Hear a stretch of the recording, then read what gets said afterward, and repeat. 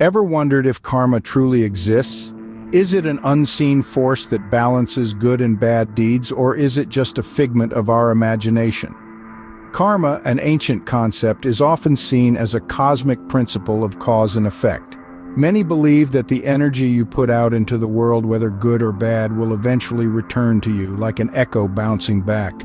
This belief is deeply rooted in many religions and philosophies, shaping the way people live their lives. On the other hand, there are skeptics who view karma as a comforting illusion, a sort of moral safety net that humans have invented to make sense of the world. They argue that life is random, and any perceived pattern of cause and effect is mere coincidence. Despite these differing viewpoints, the concept of karma continues to intrigue us. It raises profound questions about fate, justice, and the nature of reality. As we delve deeper into this topic, we'll explore a few real-life stories that may make you question whether karma is indeed real. Consider the story of a man who always went out of his way to help others. This man, let's call him John, was known far and wide for his kind heart and willingness to lend a hand.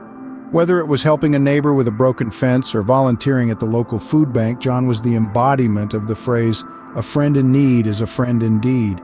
But then, one stormy night, John found himself stranded on a deserted road, his car broken down with no cell reception.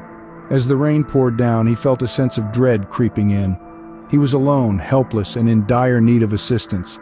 Just when all hope seemed lost, headlights pierced through the darkness. A stranger in a truck pulled over and offered to help. With a sigh of relief, John accepted the stranger's aid, thankful for the unexpected assistance. As it turned out, the stranger was a mechanic who was able to fix John's car right there and then. When John asked how he could repay the kindness, the stranger simply smiled and said, "Just keep doing what you're doing. Help others when you can." Could this be a coincidence or an example of karma in action? The man who had spent his life helping others had been helped in his hour of need. This story serves as a reminder that the energy we put out into the world often finds a way back to us.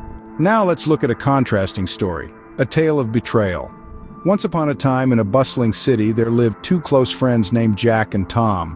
Over the years, they built a successful business together. However, driven by greed and ambition, Jack betrayed Tom, taking over the entire business and leaving Tom with nothing. Years passed and Jack's business prospered.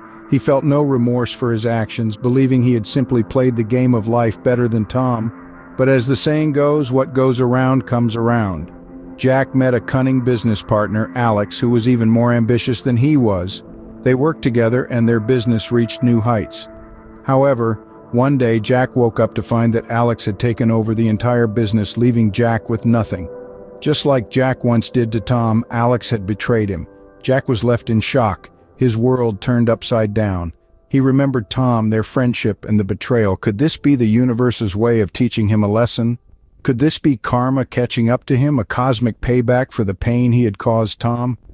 Jack was left to ponder these questions, the taste of his own medicine bitter in his mouth. Again, we ask ourselves, is this karma or simply a twist of fate? Some people might argue these stories are mere coincidences, so is there any scientific backing to the concept of karma? Well, let's dive in. Psychologists often talk about the law of cause and effect. This principle hints at karma, suggesting that our actions can indirectly shape our future experiences. For instance, if you're kind to others, you're more likely to attract kindness in return. This isn't magic. It's simply the fact that our actions can influence how others perceive and treat us. Moreover, sociologists have observed a phenomenon called reciprocity, where people tend to return the favor when someone does something nice for them. This can create a positive feedback loop of good deeds, which some might view as karma in action. Additionally, studies in the field of cognitive neuroscience suggest that our brains are wired to seek fairness and justice, which could explain why we're so attracted to the idea of karma. While science might not fully support the idea of karma, it does suggest that our actions can have far-reaching effects. Whether you believe in karma or not, there's undeniably something powerful about this concept. This is where we find ourselves, at the crossroads of belief and skepticism, having journeyed through the realms of karma's reality, its manifestation in good deeds and betrayal, and even its scientific basis. Let's take a moment to reflect on our journey. We've delved into the heart of the Good Samaritan's tale, understanding that acts of kindness can sometimes bring about a ripple of positivity. We've explored the bitter cycle of betrayal where one's ill deeds seem to boomerang back with a force that's often hard to comprehend. We've even looked at the science of karma, attempting to rationalize this age-old principle through the lens of modern psychology and sociology. Yet we are faced with the most intriguing aspect of karma, its power. The power of karma isn't necessarily about supernatural forces or divine intervention. No, it's more about how this belief influences our actions and attitudes. When we believe in karma, we become more mindful of our actions. We pause before we act, considering the potential consequences.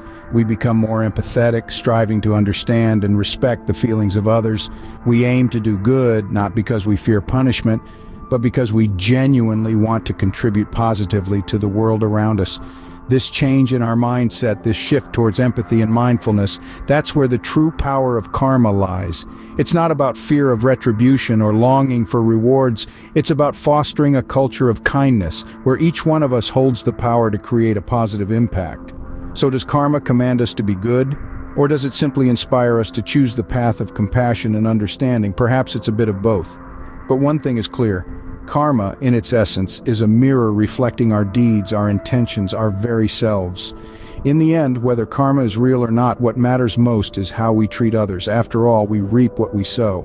So let's make better choices and strive to do good deeds. Let's be responsible for our own actions and just treat one another like how you want to be treated. Thank you for watching. Please like, follow, and subscribe to my channel.